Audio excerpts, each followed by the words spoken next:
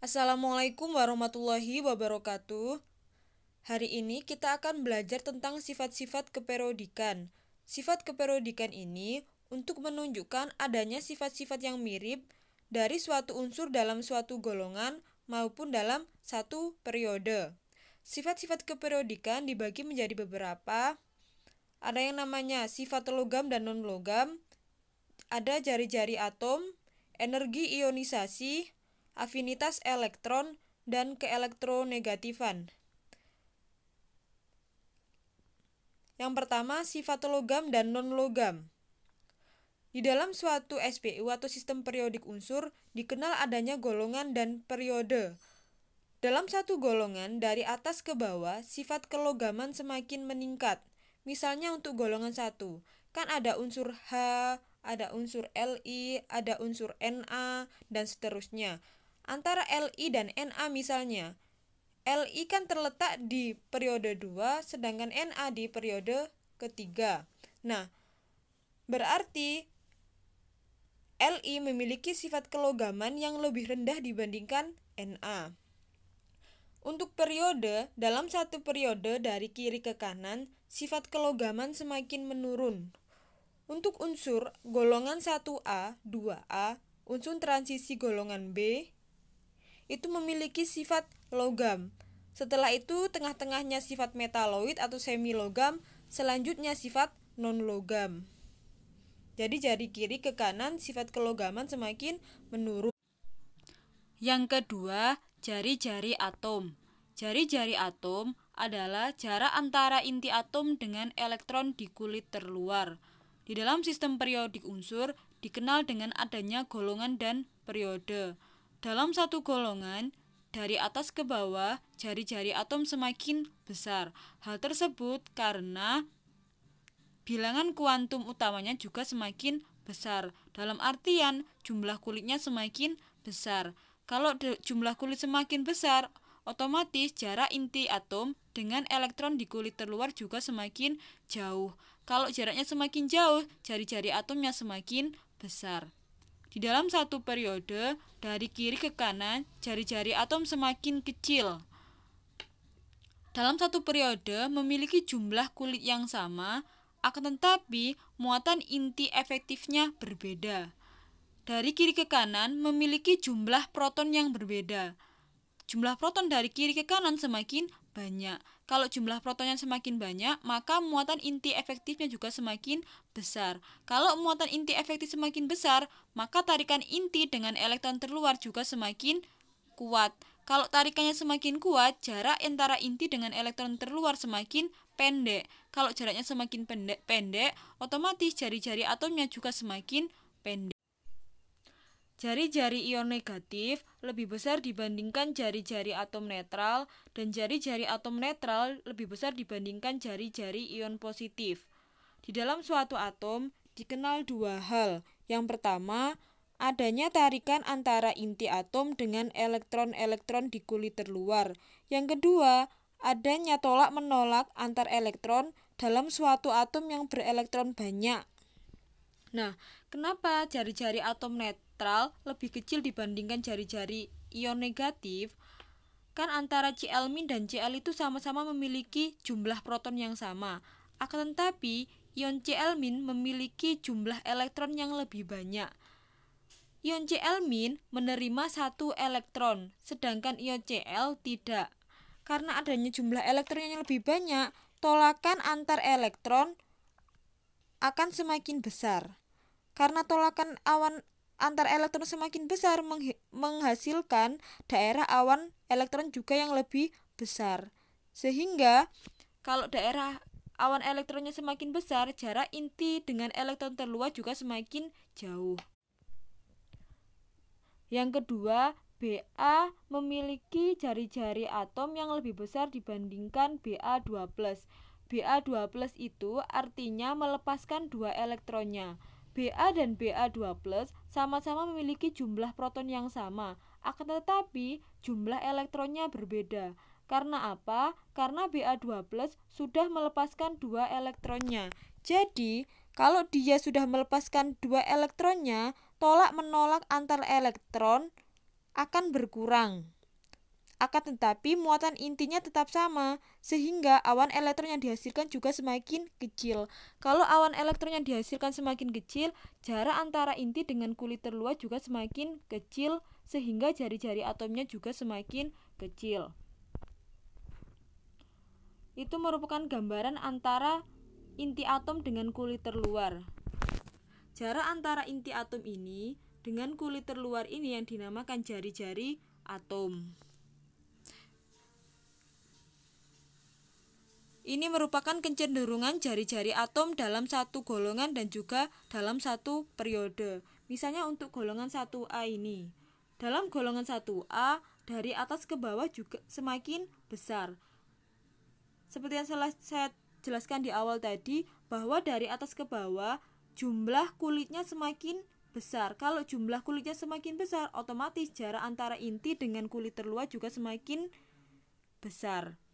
Dalam satu periode ini, dari kiri ke kanan semakin kecil. Karena apa? Jumlah kulitnya sama, akan tetapi muatan inti efektifnya berbeda. Dari kiri ke kanan, muatan inti efektif semakin besar. Kalau muatan inti efektif semakin besar, tarikan inti terhadap elektron terluar juga semakin kuat. Kalau tarikan inti terhadap elektron terluar semakin kuat, maka jarak inti terhadap elektron terluar semakin dekat sehingga jari-jari atomnya semakin kecil. Energi ionisasi.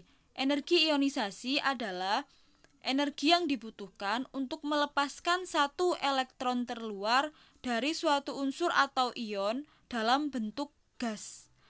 Untuk unsur yang memiliki elektron yang banyak, memiliki lebih dari satu energi ionisasi.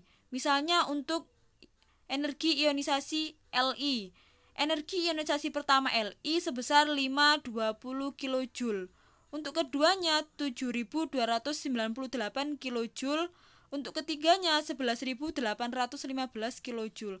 Kenapa semakin tinggi energi ionisasinya? Karena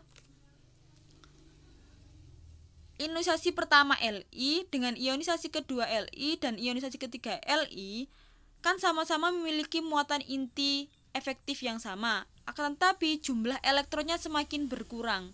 Untuk energi ionisasi pertama kan melepaskan satu elektron. Untuk ionisasi kedua kan melepaskan satu elektron lagi. Berarti kan semakin lama semakin berkurang, sedangkan muatan inti efektifnya tetap sama. Kalau muatan inti efektifnya tetap sama, akan tetapi jumlah elektronnya berkurang, maka akan mengurangi tolak-menolak antar elektron-elektron. Sehingga kalau tolak-menolak antar elektron berkurang, maka awan elektron yang dihasilkan juga semakin kecil. Kalau awan elektron yang dihasilkan semakin kecil, jarak antara inti dengan elektron terluar juga semakin kecil. Karena jarak antara inti dengan elektron terluar semakin kecil, membuat elektron terluarnya semakin susah untuk melepaskan diri. Karena semakin susah untuk melepaskan diri, maka energi ionisasinya juga semakin besar. Di dalam sistem periodik unsur, dalam satu golongan, energi ionisasi dari atas ke bawah semakin kecil.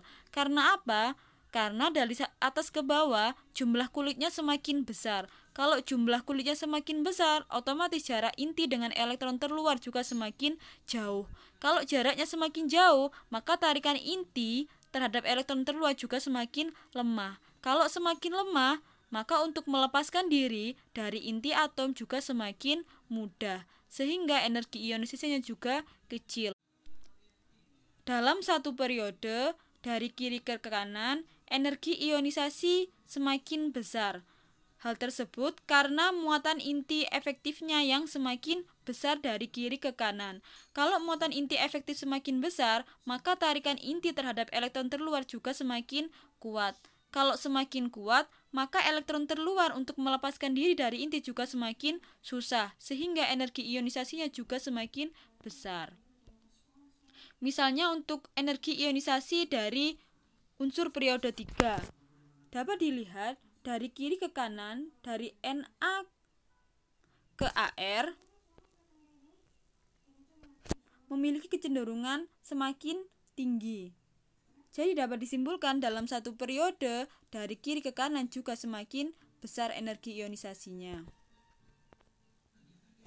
afinitas elektron, yaitu energi yang menyertai proses penambahan satu elektron pada suatu atom netral dalam bentuk gas. Jadi kalau energi ionisasi adalah energi yang dibutuhkan, kalau afinitas elektron adalah energi yang dilepaskan pada proses penambahan satu elektron pada suatu atom netral dalam bentuk gas. Dalam sistem periodik unsur, dalam satu golongan, secara umum afinitas elektron dari atas ke bawah semakin kecil. Kalau dalam satu periode, secara umum afinitas elektron dari kiri ke kanan semakin besar.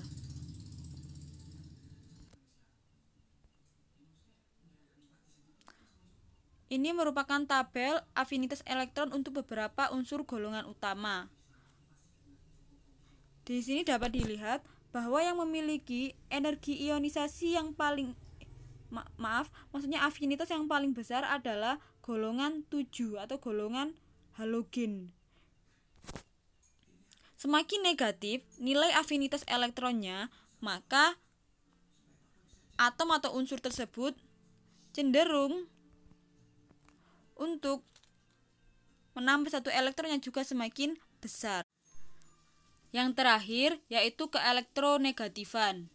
Keelektronegatifan adalah kemampuan suatu atom untuk menarik elektron dalam ikatan kimia.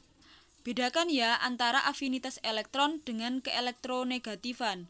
Kalau keelektronegatifan dalam ikatan kimia untuk membentuk suatu ikatan, tapi kalau afinitas elektron tidak. Di dalam satu golongan, secara umum keelektronegatifan dari atas ke bawah juga semakin kecil. Dalam satu periode, secara umum keelektronegatifan dari kiri ke kanan semakin besar. Bila dirangkum mengenai sifat keperiodikan antara afinitas elektron, energi ionisasi, keelektronegatifan memiliki kecenderungan yang sama, yaitu dalam satu golongan dari atas ke bawah semakin kecil, dari kiri ke kanan dalam satu periode semakin besar. Yang berbeda sendiri hanya jari-jari atom. Kalau jari-jari atom dalam satu golongan dari atas ke bawah semakin besar, dalam satu periode dari kiri ke kanan semakin kecil. Ini merupakan nilai dari keelektronegatifan menurut skala Pauling. Terima kasih. Untuk materi sifat-sifat keperiodikan unsur hanya segitu untuk kelas 10, jenjang kelas 10. Semoga apa yang kita pelajari bisa bermanfaat. Saya akhiri. Wassalamualaikum warahmatullahi wabarakatuh.